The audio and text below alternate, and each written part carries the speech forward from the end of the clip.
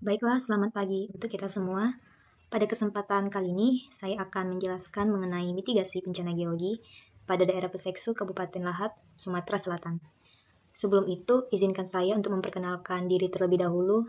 Nama saya Arnesta Sinarjo Selin Situmorang dengan NIM 0307 1282202 5033 dari Teknik Geologi Universitas Sriwijaya. Untuk outline-nya sendiri, yang pertama adalah pendahuluan, yang kedua mengenai kondisi kependudukan, dan yang ketiga kondisi kebencanaan, dan yang keempat mitigasi bencana, yang kelima asuransi kebencanaan, dan yang terakhir adalah penutup. Yang pertama bagian pendahuluan, di mana secara geografis letak dari Kabupaten Lahat sendiri ada tampak pada layar dengan luas wilayahnya 436.183 hektar, di mana lokasi penelitian ini berada di Kecamatan Peseksu dengan luas daerah penelitian 9x9 km dengan skala 1:25.000.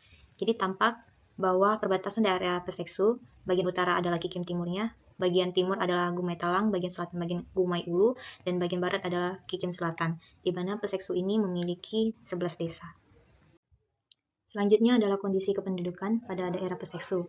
Daerah Peseksu berdasarkan data BPS tahun 2020 terdiri dari 9.042 jiwa dengan gender laki-laki 4.661 dan gender perempuan berjumlah 4.381. Berikutnya mengenai kondisi kebencanaan. Pada daerah Peseksu sendiri terdapat 3 potensi bencana. Yang pertama dari aspek hidrometeorologinya terdapat bencana banjir, kekeringan, cuaca ekstrim, dan juga kebakaran hutan dan lahan. Yang kedua dari aspek biologi terdapat epidemi dan wabah penyakit, dan yang terakhir dari aspek geologi terdapat bencana gempa bumi dan juga bencana tanah longsor. Pada kali ini fokus dari pemaparan saya mengenai di mitigasi bencana tanah longsor pada lokasi Peseksu.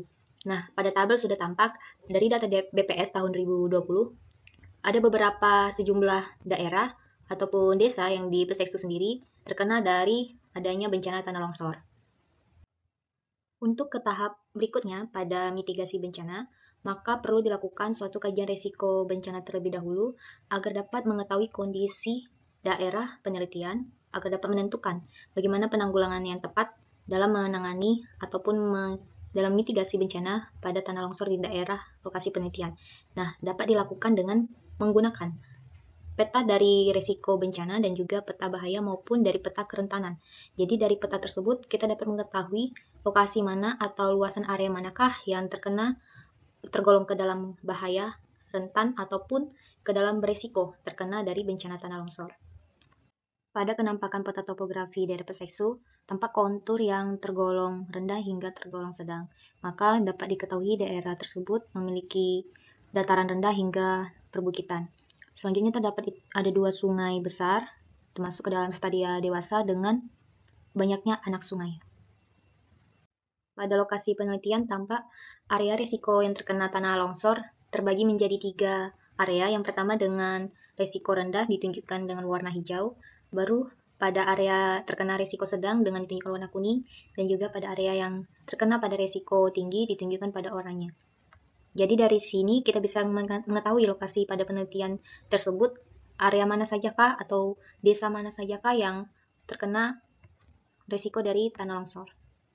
Terlihat pada peta, tampak area di daerah Peseksu sendiri yang rentan terkena tanah longsor, di mana terdiri 3 kerentanan yang dengan tergolong kerentanan rendah, kerentanan sedang hingga kerentanan tinggi, di mana tampak kerentanan tinggi itu terjadi pada area ataupun wilayah di Peseksu dengan yang memiliki kontur yang cenderung lebih tinggi. Pada penampakan peta bahaya tanah longsor di layar, maka dapat diketahui dari Peseksu terdapat 4 jenis bahaya tanah longsor. Yang pertama dengan warna hijau, bahaya rendah, warna kuning dengan bahaya sedang, warna orange dengan bahaya tinggi, dan warna merah dengan bahaya yang sangat tinggi. Jadi dapat dilihat daerah yang terkena pada bahaya tinggi adalah area-area yang memiliki kontur lebih tinggi dan juga berada di semakin ke hulu sungai, maka potensi bahaya tanah longsor semakin tinggi juga. Lakukan pemetaan, ditemukan beberapa titik longsor seperti tampak pada layar, di mana longsor tersebut ditemukan di pinggiran sungai, tepatnya di belokan aliran sungai, dan juga berada pada litologi batuan sedimen yang cenderung halus, seperti batuan lempung, batu serpi, dan juga batu pasir halus. Jadi dapat disimpulkan bahwa longsor yang terjadi diakibatkan oleh gerusan air sungai, dan juga litologi batuan sedimen yang cenderung halus tersebut tidak mampu menahan beban karena banyaknya kandungan air yang dimilikinya. Dalam kajian risiko bencana disusun berdasarkan komponen indeks ancaman, indeks penduduk terpapar, indeks kerugian, dan juga indeks kapasitas. Yang pertama, indeks ancaman dan terpapar. Jadi ada 4 parameter, di mana persen kemiring lereng menduduki bobot paling tinggi, dilanjutkan geomorfologi, tutupan vegetasi, dan juga dari struktur geologi berupa sesar. Jadi, di daerah Peseksu sendiri, terdapat penduduk yang terpapar tergolong ke dalam tinggi, dan juga ke dalam kelas dominan ancaman yang tergolong rendah. Dan yang kedua, dari indeks kerugian, kerugian yang dihasilkan dari tanah longsor pada daerah Peseksu tergolong rendah dari segi ekonomi, fisik, dan lingkungan yang terkena. Dan yang terakhir dari indeks kapasitasnya, di mana pada indeks ini kemampuan dari individu ataupun kelompok dari masyarakat tersebut dalam menghadapi bahaya ancaman bencana. Jadi aspek dari kemampuan ini antara lain dari kebijakan, serta kesiapsiagaan dan partisipasi masyarakat sendiri. Selanjutnya adalah mitigasi bencana. Pencegahan bencana dapat dilakukan dengan memberikan perlakuan di sumber bencana sehingga ancaman bencana dapat dihilangkan. Namun, dari segi mitigasi bencana dilakukan dengan membangun zona penghalang antara potensi bencana dengan faktor risiko yang ada. Jadi contohnya terdapat pada struktural dan juga non-strukturalnya. Jadi mitigasi secara struktural itu contohnya dapat dengan memperkuat dari bangunan dan juga infrastruktur yang berpotensi dari terkena bencana. Sedangkan dari mitigasi non-strukturalnya dapat dilakukan dengan meningkatkan pemahaman akan besarnya potensi bencana. Contohnya, menghindari melakukan suatu pembangunan di daerah yang terkena potensi bencana tanah longsor, dan juga menjaga kepekaan dan kesiapsiagaan agar melakukan tindakan yang lebih tepat sebelum ataupun sesudahnya terjadi bencana. Selanjutnya, asuransi bencana. Suatu bencana dapat terjadi kapan saja. Oleh karena itu, pentingnya kesiapsiagaan dalam menghadapi dampak negatif yang ditimbulkan. Contohnya, dampak kerusakan rumah ataupun properti lainnya akibat dari suatu bencana tanah longsor. Jadi saudara di sini dapat menggunakan asuransi property all risk sebagai solusi terbaik untuk menjamin dan melindungi terhadap segala risiko, kerugian, dan juga harta benda ataupun aset yang bisa saja terjadi. Contohnya dalam hal ini, nilai suatu bangunan, nilai rumah beserta isi dalam rumahnya itu sekitar 100 juta dengan rate 0,2194%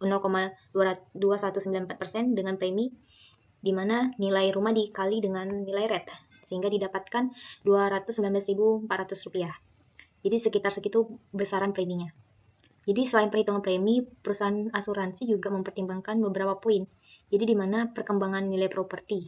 Jadi nilai properti itu berhubungan juga dengan pada lokasi dan juga harga pasar properti yang terbaru, terkini. Dan selanjutnya tingkat resiko kerusakannya. Misalnya nih rumah di area rawan banjir itu berbeda dengan area yang tidak di area rawan banjir, ataupun sebaliknya pada area yang rawan bencana longsor dengan area yang tidak rawan dengan bencana longsor. Dan yang terakhir dari kualitas konstruksi bangunannya. Jadi jika kualitas konstruksinya itu rendah, maka berisiko mudah rusak, maka preminya itu pun akan menjadi mahal. Begitupun sebaliknya. Jadi rumah yang kita tinggali ini merupakan bagian penting ya dalam hidup kita dan memiliki nilai investasi juga. Jadi itulah mengapa perlindungan asuransi itu sangat penting agar kita bisa meminimalisir kerugian yang terjadi.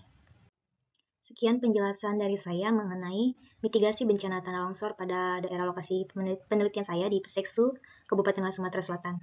Semoga apa yang saya sampaikan dapat bermanfaat bagi saudara yang membaca dan juga mendengarkan.